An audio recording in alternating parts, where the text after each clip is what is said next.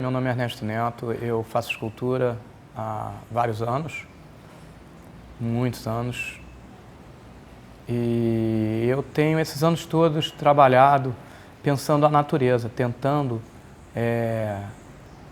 expor esse espaço do corpo que a gente é num mundo que é muito ligado à mente, pelo menos no espaço intelectual da arte, nesse meio. E como é que é? A gente nasce no Rio de Janeiro, né? Tem essas montanhas gigantes, tem esse mar, tem essa floresta.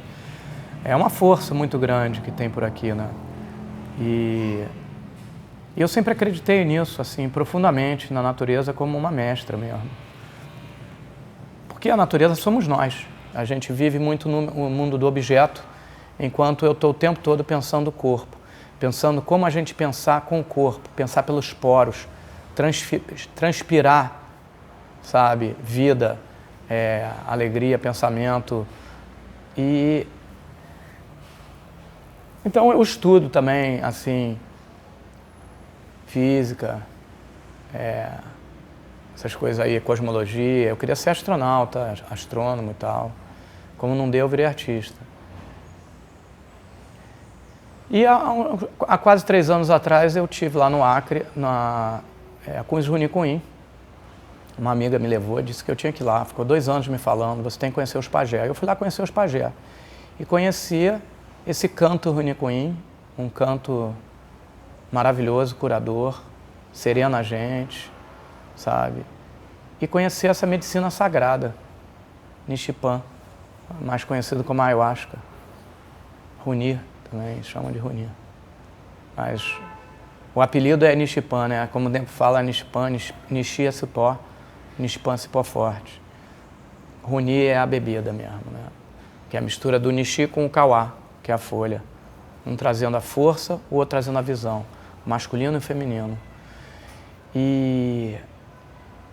Bom, foi assim, o primeiro ritual foi uma coisa assim maravilhosa em São Joaquim, Issacá conduzindo, família do Pajé Icamuru, falecido. Uma coisa assim muito reveladora. E a segunda, eu fui colocado dentro de uma planta, todo o meu trabalho veio junto, sabe? A sensação que eu tenho é como se eu tivesse tido esses 28 anos, eu diria, de treinamento, de estudo, para poder chegar a essa dimensão, receber essa dimensão de compreensão, dessa dimensão espiritual, dessa dimensão do sagrado da natureza. É claro que como artista, a gente, no meu caso pelo menos, essa dimensão espiritual, subjetiva, sagrado sempre existiu. Mas a dimensão que eu encontrei lá foi a certeza disso, foi a confirmação e a ampliação gigantesca, assim.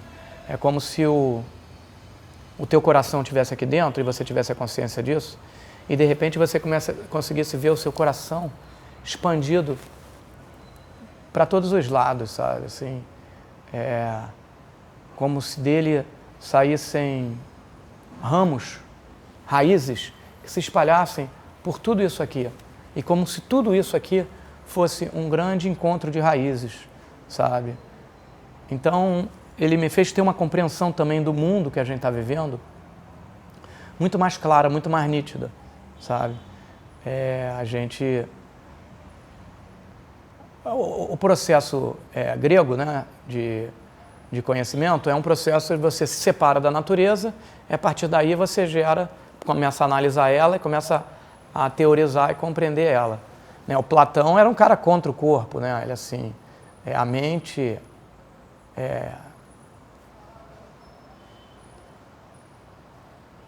E o Ocidente pegou isso e expandiu isso com a ciência muito grande. O que é curioso é que eles tiveram que matar o sagrado, né? Tiveram que matar Deus para a modernidade florescer. E colocaram no lugar de Deus nessa visão doentia, no meu ver, do Ocidente, de se achar superior a tudo, inclusive a todos os outros seres do planeta, humanos, mas superior também aos bichos, plantas e tudo. A cultura se tornou esse lugar dos filhos de Deus, né? Já que o Sol não gira em torno da Terra, nós somos os seres da cultura, por isso nós somos seres superiores. Isso simplesmente não existe no mundo indígena, né? O índio, ele é tudo igual, sabe? Não tem... Quando você mata um bicho, você tem que rezar para o bicho, né? Então, essa dimensão da natureza, ela aflorece, né, com o Nichipan. E o Nichipan, ele também traz a relação com o outro, sabe? A ternura com o outro. A percepção de que todo mundo tem uma luz, que todo mundo tem alguma coisa para dar para você, sabe? Que é maravilhoso estar vivo, sabe? Que a relação de felicidade está muito mais ligada a você com você mesmo e com as pessoas que estão do lado de você do que você com recursos e todas essas situações que são vendidas por aí como valores especiais do mundo, sabe? Então, é isso, eu sou artista plástico. O que está acontecendo comigo é que eu tive um encontro, por acaso, com o Tchanabané, e quando eu estive lá na floresta, e aqui no Rio ele tem feito um trabalho há 11 anos com essa turma de guardiões, e aí eu conheci essa turma, fiz um trabalho com ele, a gente logo depois se encontrou e na conversa vai, conversa vem, ele chegou para mim e disse, vamos fazer junto uma dança. E aí eu tinha uma exposição no Guggenheim de Bilbao, e aí convidei eles, fiz uma sala para a gente fazer um ritual, fizemos um ritual dentro do museu, 2 dias antes da abertura, e foi incrível, sabe? E essa relação só cresceu, essa vez em Bilbao deve ter sido a 6ª vez que a gente se encontrou na vida. E a gente fez alguns outros trabalhos desse gênero, e fizemos agora uma exposição em Viena chamada Aruco Spa, que a gente foi à floresta com a presidenta lá da fundação, a curadora, mais umas pessoas, e a gente convidou eles, sabe? E aí a gente teve essa exposição onde participaram, fizemos 3 viagens, tinha a arte deles, assim, uns panos com quenê. Quenê são esses desenhos, que é uma geometria sagrada, que quando a gente entra na miração, a gente tem a oportunidade de ver essas geometrias. Então as mulheres, durante centenas, milênios, eu não sei, elas começaram a determinar certos padrões. E esses padrões têm nomes. Por exemplo, esse aqui é o espera aí, é o espinho. Você está andando pela floresta, o espinho bate em você, se você continuar andando, ele te rasga. Então, se você tem que parar, né? Parar e voltar para trás. Por isso, espera aí, sabe? Então, você quer andar silencioso, você usa o pata da onça. Você quer abrir caminho, usa o rabo do jacaré. Tá precisando se segurar, tá meio tonto, usa o braço do macaco. Então, tudo deles tem uma certa relação com o mundo, com a vida. E o mundo que a gente está vivendo está dodói há muito tempo, né? Porque está tudo sendo destruído, é um brigando com o outro, é guerra para todo lado. Tem muitas pessoas que só querem saber de guerra, que gostam de guerra, cheias de ódio no coração, só pensando em ganhar dinheiro. Parece que o Montezuma, quando o Cortés chegou no México, ele ficava perguntando sobre um metal amarelo o tempo todo. Até que a turma do Montezuma chegou para ele e disse, a gente tem esse metal amarelo, mas por que você quer tanto esse metal amarelo? E ele falou, porque a gente sofre de uma doença que só o metal amarelo pode curar. E essa doença é a doença que o mundo está vivendo até hoje, a doença do metal amarelo. E isso nunca vai ser curado, porque à medida que você é o shopping center, está se sentindo mal, vai e compra uma camisa.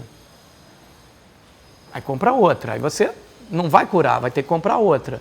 Aí tem uma hora que você compra um carro, ganha dinheiro, aí você ganha mais dinheiro, compra outro carro, com 2 carros, aí sai um carro novo, você trabalha, pega um monte de empréstimo e pau, compra o 3º carro.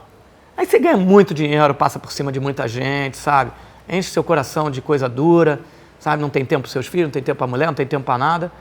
E aí você compra um avião. E aí você conhece um cara, porque você está andando, né, com a turma dos ricos, com a classe alta, o que seria os seres superiores, né, nesse universo. E você compra um avião e você descobre que o teu amigo tem 2 aviões. E aí? Fica desesperado. Fora as pessoas que não têm nem mais o que comprar e nem amigo para ter, porque todos já são gente interessadas. Então, as pessoas estão vivendo em muros com paredes altas, segurança, carros blindados. É uma situação de desequilíbrio, né? Parece que 85 pessoas no mundo detêm metade dos recursos do mundo. Então, é uma situação de desequilíbrio grande. E esse desequilíbrio, os índios têm a cura, sabe? Porque o trabalho deles é curar. Curar, só penso em curar. Quando eu cheguei lá a primeira vez, eles falavam de cura o tempo todo. Eu pensava, mas o que esses caras querem curar? Porque eles têm essa bebida maravilhosa, essa sociedade super equilibrada, esses cantos, essa dança, essa floresta. E aí eu demorei para descobrir uns 8 meses, né, porque meu universo, minha vivência da ayahuasca é muito recente, assim, são 2 anos e meio. Eu demorei uns 8 anos para entender que a cura tem que ser constante. A gente tem que curar o tempo todo, porque o espírito negativo está sempre querendo entrar dentro da gente, sabe? O pensamento negativo. Para eles, o pensamento negativo é o que gera a doença, sabe? Então, a gente precisa estar o tempo todo limpando. A gente está no bar, todo mundo batendo papo, aquela força, aquele magnetismo cultural. E vem alguém e chega, Ernesto, tá na hora. Não, calma aí. Ernesto, ó, a gente vai ter que ir. Aí você continua, fala, aquela força do álcool, né? E de repente você se levanta. E você, no que se levanta, você já começa a entrar num estado de introspecção. E aí você começa a caminhar em direção ao banheiro.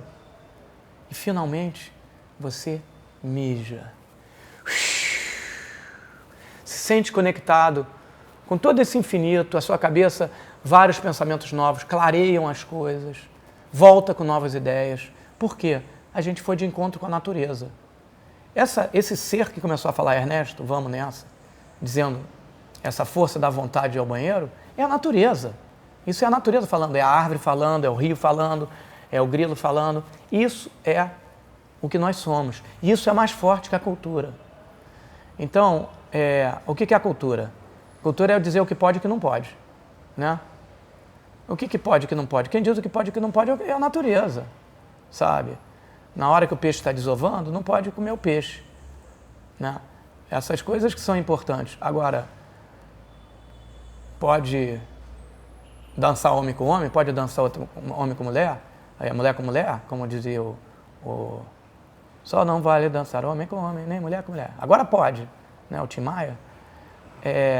São coisas assim que estão fazendo a nossa vida cada dia pior, sabe? Essa repressão toda, esse desconhecimento. A maioria das coisas nesse lado dessa peia do controle social é feita por desconhecimento, sabe? Então, a ayahuasca, ela não te deixa culpado, porque ela vai te amassar, ela vai te apertar, a jiboia aperta. Quando a gente bebe a Nichipan, a gente está tomando a jiboia. A jiboia é a grande mestra. Não diz nada e fala tudo. Vai alinhando a gente, mas ela aperta, a medicina entra para curar mesmo. Quanto mais a gente quer segurar ela, mais ela aperta, que ela vai entrar. Não tem jeito. Tomou, sabe, entrou. E ela vai curar. Você vai sair feliz, alegre, assim. Como diz o nosso pajé urbano João, é que nem a novela. Você não sabe o meio como é que vai ser, mas o final vai ser feliz. Porque ela tem um processo de apertar, de expurgar para tirar essas coisas de dentro da gente, esses monstros, essas coisas que a gente está escondendo da gente mesmo, né? Coisas que a nossa mente esconde, né? Que a mente mente, né? Mente. Tá aí já nela, na própria palavra. O coração não mente. Então, vai tirar isso aqui que está escondido, a mente está escondendo, embora o coração sinta, e vai mostrar. E muitas vezes a gente se sente culpado. Só que ela vai chegar para a gente e vai dizer, tá tudo certo, Chay, vai para frente, faz assim, resolve assim, manda uma flor, Não tem problema. Amanhã você faz diferente. Então, ela abre o caminho para a gente. Organiza o nosso trabalho, organiza a nossa relação social, organiza a nossa relação espiritual, organiza a nossa relação material, organiza tudo. É uma mestra, pajé, sabe? Então, eu fico pensando, quando a gente se sente culpado, se sentir culpado já é uma autopunição. É um sentimento horrível. Isso faz com que a gente inconscientemente pense, a gente já se puniu tanto que a gente pode fazer isso de novo. Eu acho que não. Se você quiser fazer de novo, o que você não gostou, é responsabilidade sua. Então, ela trabalha no amor, sabe? E o amor é a força da jiboia, sabe? E o Shibu é Jesus, né? O que eu descobri na força desses chás? Que é a força da alegria. Eu sempre acreditei na alegria, levava a alegria para a Europa e às vezes tomava pancada, sabe? Como é que um artista desse vira a miséria, vira as suas costas para a miséria e violência do Rio de Janeiro para falar sobre beleza? Eu não estou falando beleza, estou falando sobre vida. Essa coisa da beleza não é beleza, é vida. A vida, ela tem uma força, sabe? Uma força muito importante. E essa força da vida foi o que eu sempre quis colocar no trabalho. E a gente vê essa força da morte, da cruz, né? Uma divinização do problema. O que é o jornal? Só problema, televisão, só problema. Então as pessoas ficam cultuando o problema, como se o problema fosse o sagrado. Que isso, sabe? Essa questão da cruz é interessante, porque a imagem de Jesus na cruz não é a imagem de Jesus, é a imagem de quem matou Jesus. É a imagem da polícia, do Estado, de situações de fascistas, né? Então, quando a gente segura uma cruz, a gente está segurando um instrumento de tortura. Pode dizer qualquer outra coisa, mas é inegável que a cruz foi um instrumento de tortura que matou Cristo. Então, aquela imagem não é de Jesus. Jesus, cara, é amor, alegria, dança, comunhão, liberdade, paz. A cruz é guerra, tortura, cacetete, gás lacrimogêneo, spray pimenta, bomba, guerra. Isso é a sociedade que a gente está vivendo. Uma sociedade que valoriza a cruz. Essa bomba que estourou em Paris, 2 semanas antes do encontro ecológico da COP, isso não foi contra os franceses. Foi contra toda a sociedade que acredita na vida, que acredita na alegria, no amor, na liberdade. Então, essa bandeira está espalhada por vários países. Tem uma outra bandeira espalhada por vários países que acredita na morte, na repressão, na não liberdade, no controle social, invadindo as liberdades pessoais de cada um, de questões ideológicas, de gênero, inclusive, sabe, com quem você quer dormir, e esse tipo de coisa. Quer dizer, invade o seu coração. Então, essa sociedade precisa de cura, libertar esse amor dessa cruz. Esse jornalismo, eles trabalham para essa cruz, vendem problema, divinizam o problema. E eu encontrei um povo que acredita na alegria, os filósofos, que eu sempre acreditei, que o brasileiro acredita, porque o brasileiro é uma mistura de 3 povos, um povo europeu, um povo africano e um povo desse continente aqui, que eu não sei qual era o nome antes de se chamar América. E a gente só estuda um deles, que é o povo europeu. Como é que a gente vai cuidar de um país como o Brasil, majoritariamente negro, que a gente não sabe nem quem são os orixás? O que significa Iemanjá, Inhaçã, Xangô? Sabe? Não tem condição, tem que estudar na escola. Qualquer estudante brasileiro tem que sair da escola sabendo quem são os orixás e o que eles significam. Assim como a gente sabe o que significa a Revolução Francesa. Sabe? Todo mundo aqui tem um índio dormindo dentro de si. Todo mundo sabe, e ninguém pode negar, que o primeiro brasileiro é filho de Índia. E o segundo, o terceiro, o quarto, gerações e gerações de brasileiros filhos de Índia. Depois vieram outras gerações de brasileiros filhos de Índia e de africanas. Só em 1757 Portugal decidiu mandar mulheres para o Brasil. São 250 anos de miscigenação constante. Depois continuou. Então, a gente precisa estudar o índio, que a gente tem muito a aprender com ele, como eu aprendo com esses chás. São os mestres. Tem muito a ensinar. Esse ar que a gente respira no Brasil, as plantas que a gente come, os rios, a água que a gente bebe, a caça que a gente come, tudo isso foi sagrado pelos indígenas durante milênios. Então, sabe, enquanto a gente não consagrar essa alegria indígena que está dentro de nós, enquanto a gente não abraçar ela e aprender com ela, a gente vai ficar batendo cabeça. E os outros que estão organizados lá fora, que estudam o seu povo, que a gente só estuda 1/3 do nosso povo, vão ficar jantando a gente, que nem estão jantando agora com o petróleo, né? Baixaram ali o petróleo, quebrou o Brasil, Rússia, Venezuela, né? Aí tem essa peia aí agora. Então, sabe, o povo indígena tem muito a ensinar, porque eles nunca cortaram, quebraram essa dimensão espiritual com a vida, com a terra. E não é só pra gente, é pro mundo todo. E aí junta com os budistas, né, com o povo hindu, sabe, com vários outros povos que acreditam na natureza, que compreendem a natureza. Então, a sensação que eu tenho nesse começo do século XXI é que o dado que faltava nessa cosmologia global para a cura, que está sendo absolutamente necessária no planeta agora, é essa cosmologia indígena, sabe? E essa força da ayahuasca é um caminho seguro, desde que você esteja com pajés, padrinhos, pessoas responsáveis, né? Porque a ayahuasca, ela se ampliou. Ela entrou na sociedade brasileira, a princípio, e em várias outras, através do Santo Daime e outras consagrações, né? Como a Ordem de Pitá, que a gente frequenta também, que inclui com o Umbandaime, né? Entra todas essas tradições espirituais, inclusive a tradição espiritual europeia, no caso o cristianismo, né? No Daime. Mas eu, pessoalmente, sou uma pessoa muito envolvida profundamente, assim, com todos os meu ser, nessa profundidade indígena e principalmente na Runicuim. Então, eu acho que a ayahuasca é uma bebida sagrada, que existem leis que proíbem o DMT na Europa e por isso a ayahuasca se torna proibida. É ignorância, falta de conhecimento do que está se passando, porque não é um conhecimento científico, é um conhecimento espiritual.